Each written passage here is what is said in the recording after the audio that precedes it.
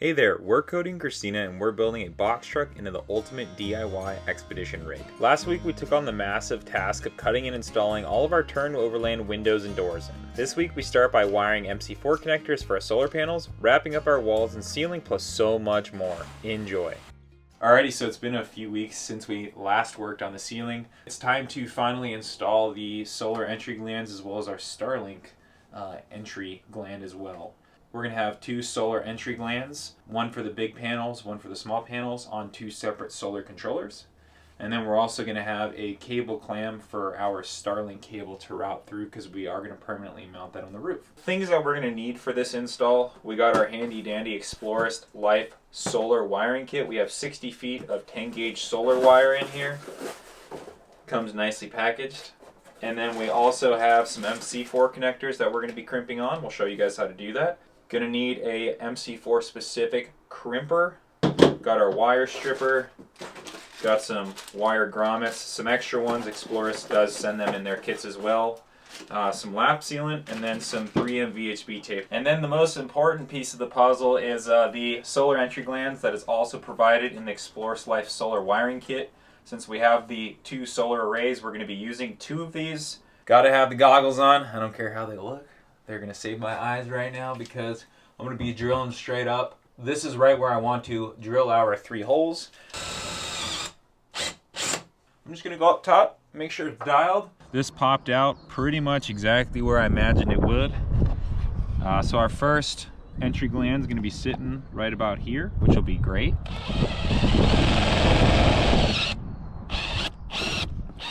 This is why you don't sound deaden before you install things, because you get black goop on all your tools. Got the little grommet right here, and let's see if we could pop it in really quick. I think it's in. That's nice.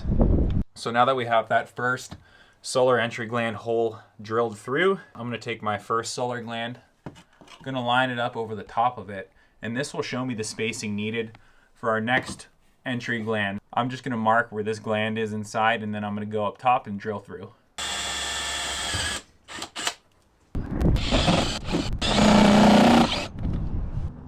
Great.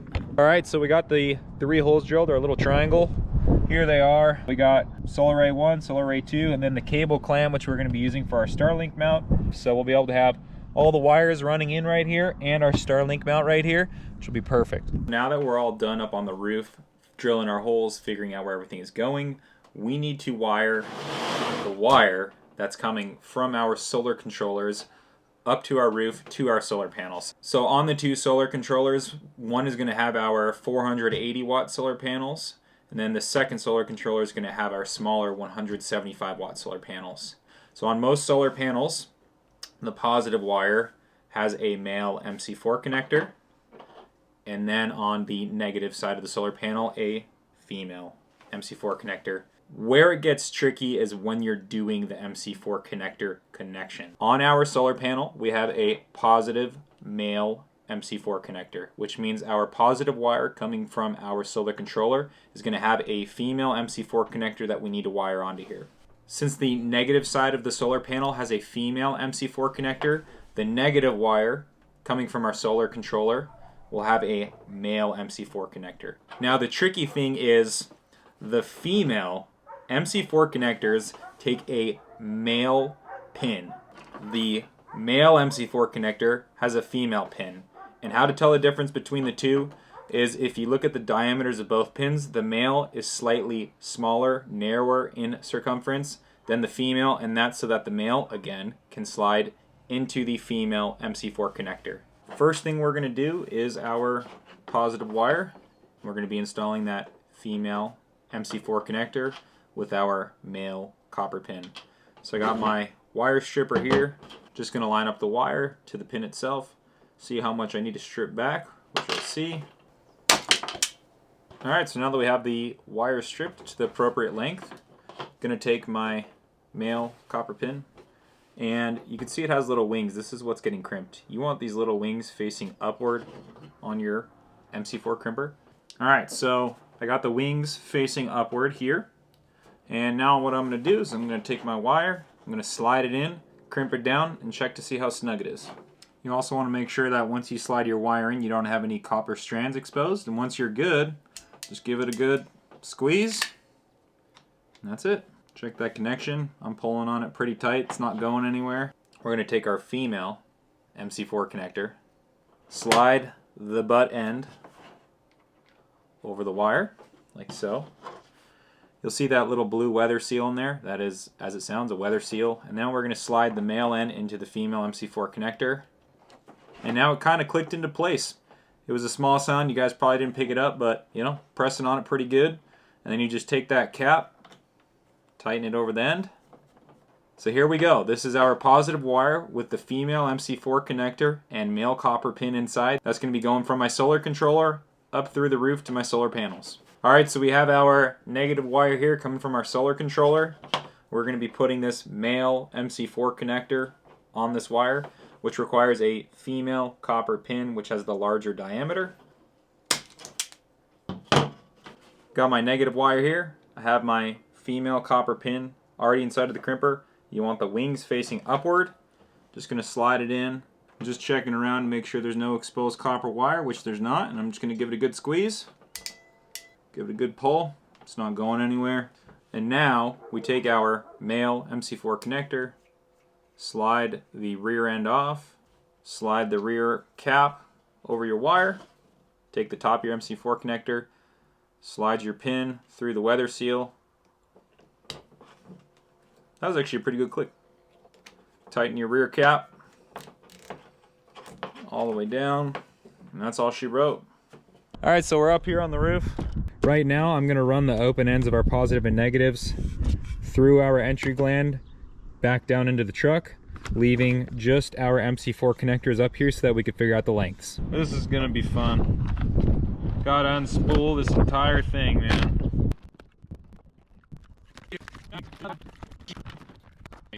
Now that we have the wires pulled through, make sure you put the tightening caps down before you feed your wires through, because you will not be able to get them over your MC4 connectors. So we have the front 480 watt panels set up and ready to be plugged in. We're not plugging them in right now.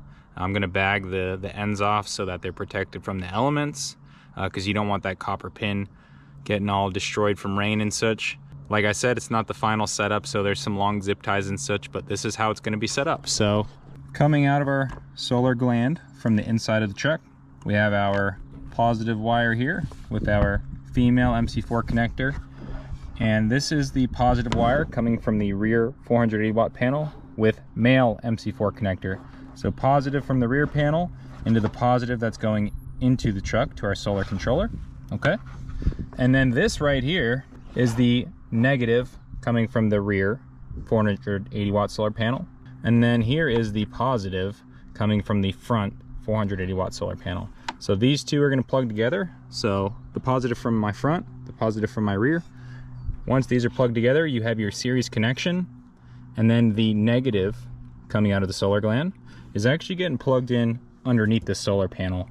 The negative that is on the solar panel is actually pretty short. So the negative coming from our solar gland and the negative coming from the solar panel are actually going to be plugged in underneath the solar panel.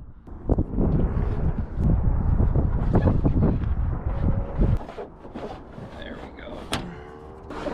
Alrighty, so we got the wires pulled through the big panel. Now we need to get them back here. Entry glands down there. You can see my positive and my negative coming from the entry gland. So here on the left, we have our 175 watt panel. We have the positive right here with the positive coming from my entry gland, and then the negative from the solar panel is going to connect into the positive of this solar panel. Unfortunately, y'all can see these do not reach right here, so we're going to have to make a little extension cord, which is just fine. And then the negative from this panel over here has the negative coming from our entry gland. So we have the female going into the positive male of the solar panel, the male going into the negative end of the solar panel with the female. So we're just going to plug this together, and then these solar panels will be connected. All right, so our little extension cable's plugged in, nice and tidy, easy peasy.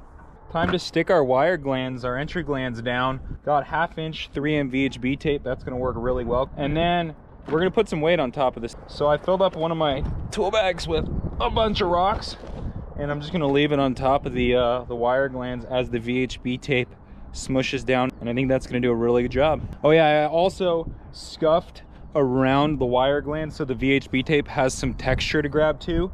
And then I also used rubbing alcohol just to clean the surface so that it has a good clean surface to stick to. And here we go again. You can see why I chose the narrow width VHB tape. It sits perfectly under our entry gland and will give it great bite to the roof.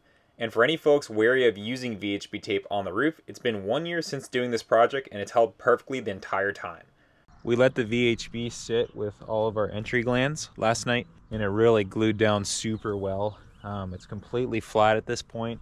So what I'm going to do now is I'm actually going to mask off a little bit of a tape line around it so that when we put our Dicor lap sealant around here to seal it up, it's not going to run out all over the roof. You can also see the newest addition. This is the cable clamp that we use. This is for our Starlink cable. We're going to have the Starlink box somewhere right in here. Alrighty, so we got our Dicor lap sealant. It's a little cold out, so I'm just taking my heat gun. I'm going to heat it up a little bit more. I used a lot of lap sealant because why not? Make sure to go all the way around the base of the entry glands to get a perfect seal. Alright, so we got all of our wiring done thanks to Angela. Hi Angela. Yeah. She's filming you guys as we're filming us. She did all of it for us, thankfully, so thank you. But yeah, so we have all of our wires ran up here. They're all in braided wire loom. So we labeled them up on the roof, even though that's going bye-bye. We've also labeled the... getting some good video? We've also labeled the wires at the bottom so we know which array is the 490 watt array and which one's the 175 array. And here's a close-up of what it looks like under the roof. For some reason, I feel like folks never show the ugly parts of their build, so here you go. After finishing the wiring up, we also got to work applying the rest of our wood fill to any remaining ceiling screws. There's not really any easy way to do this, and I find it best just to put the glove on, stuff it in the holes, and let it dry. Alright, so now that we're all done with the solar wires, it's time to finish up our ceiling. We are leaving one plank down until we finish our walls up. Now that the framing's all done, we're actually ready to finally start putting up our walls. So we're going to be using the same shiplap, pine shiplap that we used on the ceiling. We're going to be starting at countertop height to the bed, up, and around all the windows. That's going to be the fun part. The nice thing is the Tern window frames are actually going to cover the cut around the shiplap as well. So it'll be a nice clean look with this sitting over the wall. So that's the tricky thing, is our first piece of shiplap here, we need to get these curves right so that when everything's framed out, it looks super nice.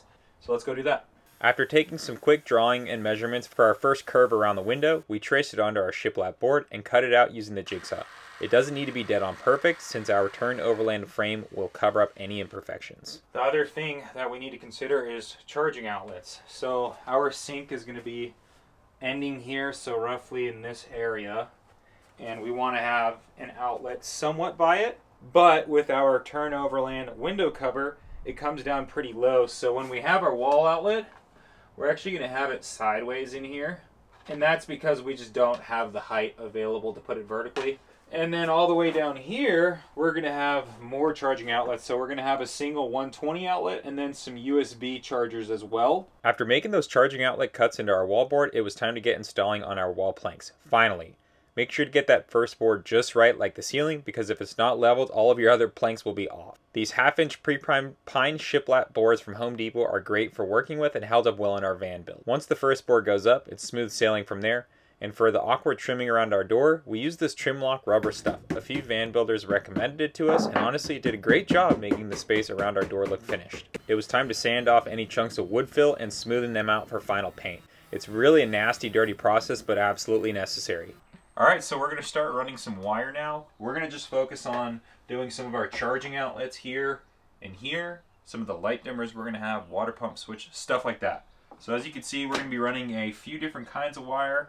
We have some triplex wire here. This is going to be for our 120 outlets. We're going to have one here, one here. So this is a 12-3 wire, and it's dual sheath. So on top of the exterior sheathing, each of my positive, negative, and my grounds and my triplex wire also has a sheathing. So this is a dual sheathed wire, so it's already protected. But since we're going to be running it below the studs, we're also going to be using some braided wire loom that you can see here. And then for the 12 volt side of things, I have some 12 gauge duplex wire, so same thing. the exterior sheathing, and then my positive and my negative also has a sheathing around it. And then for some of the smaller stuff, like an individual light and a dimmer that we're going to have down there, I have some 14 gauge wire left over from the van build that we're going to be using. Wire gauge is obviously super important. Too small of a wire can cause issues down the road with higher voltage items. So make sure you calculate what size wire gauge you need with the appliances, the switches, whatever you are trying to power. Explorist Life actually has a wire gauge calculator on their website.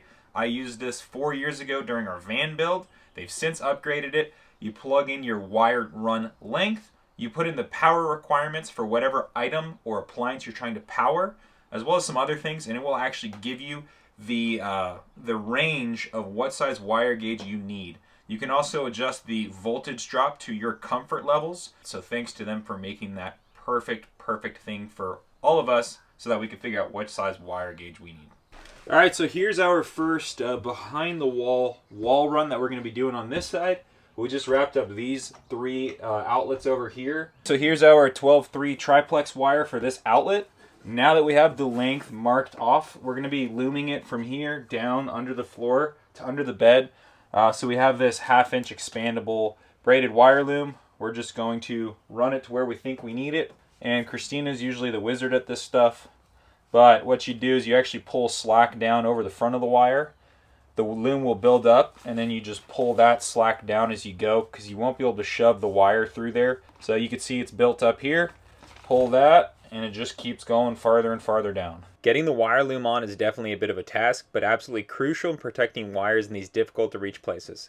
It was very tricky running the wire through our floor gutter, but thanks to Christina's patience and determination, we got it done. We just got our 12-3 triplex wall outlet 120 wire to our first outlet down here. Runs down through this gutter, out the other side here. Underneath the bed, we're going to spool this wire up and mark it, because now we're starting to get a decent amount of wires and we want to know what's what. So mark and label every single wire. It'd be pretty annoying to have to go through each one, pull each side to figure out what is where. So just label them, be done with it. In our van, a lot of the wires are ran above wall because I didn't realize the wire being inaccessible isn't a problem. The only thing that needs to be accessible is where you make your connections. So as long as your wire is protected and it's ran behind walls, nothing's going to happen. The only thing that needs to be accessible is where you wire your outlets, where your fridge wires come out, so that if there's ever a problem with the connection, you can fix that. Another awesome product by Explorist.life is their 12-volt branch circuit wiring kits for USBs and your 12-volt outlets. The wire size, length needed, Wago lever nuts, and fuses all come bagged up and ready to go. This is a very exciting moment for us, because now that we have our last wall piece up, it's our last ceiling board. We've been waiting on doing this last ceiling board until all of the wiring was wrapped up. This is the template board. This was the very first ceiling piece we ever made. And it was so bittersweet putting that last plank in, and with it, it's time to start painting. We went with an eggshell satin white, so there was a little sheen to it, but not much, so it didn't reflect any harsh light in any spots.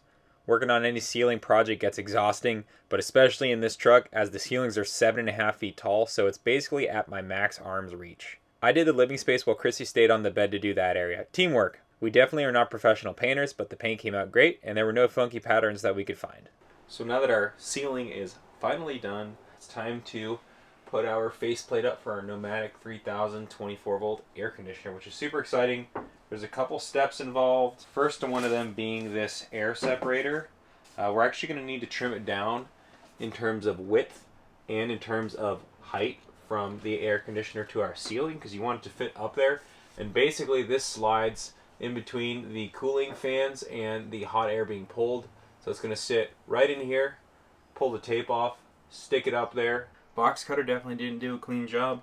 This is what we had. It's going to work just fine. So all that's left to do is peel our little sticker off.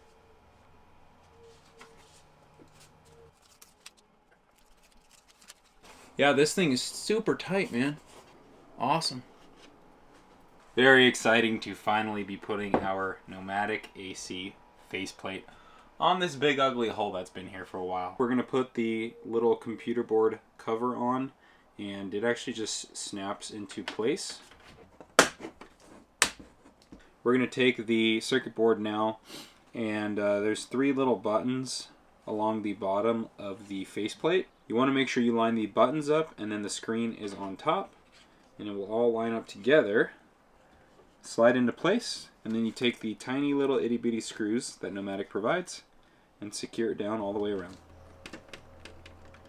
We have the circuit board in place with the face cover now. You can see the wiring harness. This is plug and play up in the air conditioner. This is the fuse holder. You don't need to touch that.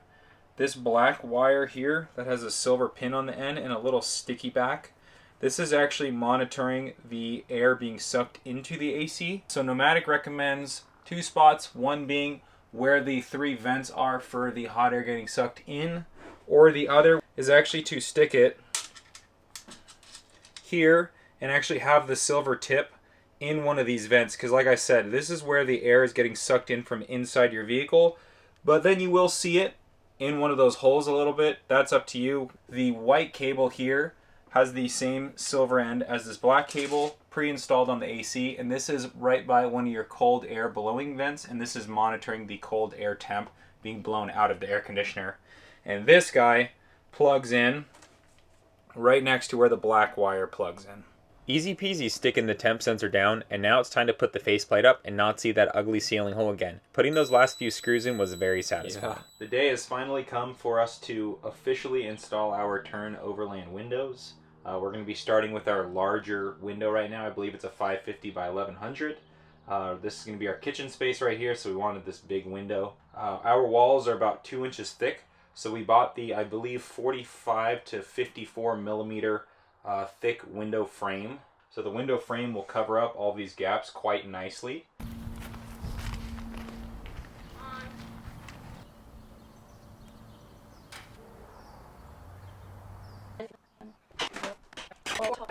Alrighty guys, so here's our frame. As you can see, Chrissy's holding the window up.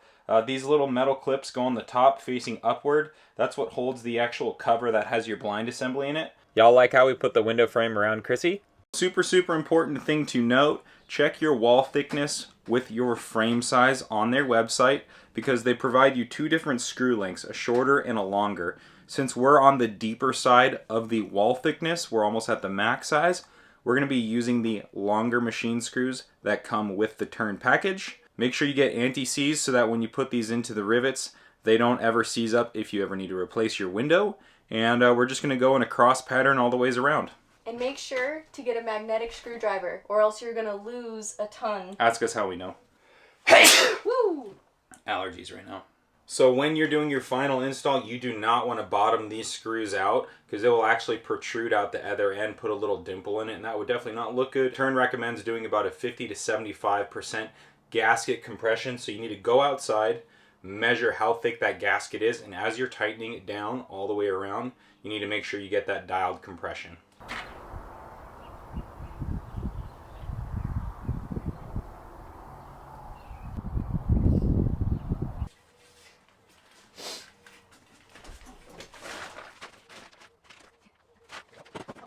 Here's the securing in of our bed window. We do a light tightening of each machine screw, make sure everything is sitting in there well, and then go in a crisscross pattern all the way around the window till each screw is secure. So now it's time to put our Tern Overland window cover on. This has the built-in screen as well as the bug wall. So here's the blackout shade.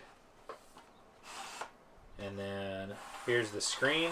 To actually secure the window cover to the wall itself, you just need to pop this cover open. I pre-did it because it can be kind of hard. And there's little holes in each corner, and these are actually screwing into your wall or into your frame. So I'm going to line it up on the wall, pre-drill these holes through my wall, and screw them in.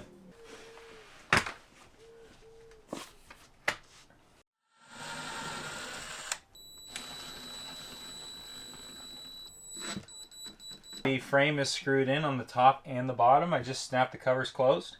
And here's the setup. So we have the blackout shade up top, and then they do click together. Bug screens here, blackout shades there, and then they just snap apart when you're done. Phenomenal product, I think. This is our first time using their products, so we'll see how they hold up in the long run, and it looks really good. I'm really happy with it. Having the built-in shades are a huge upgrade from the van, where we are always setting up and taking down our window shades. Thanks for watching, and see you guys next week.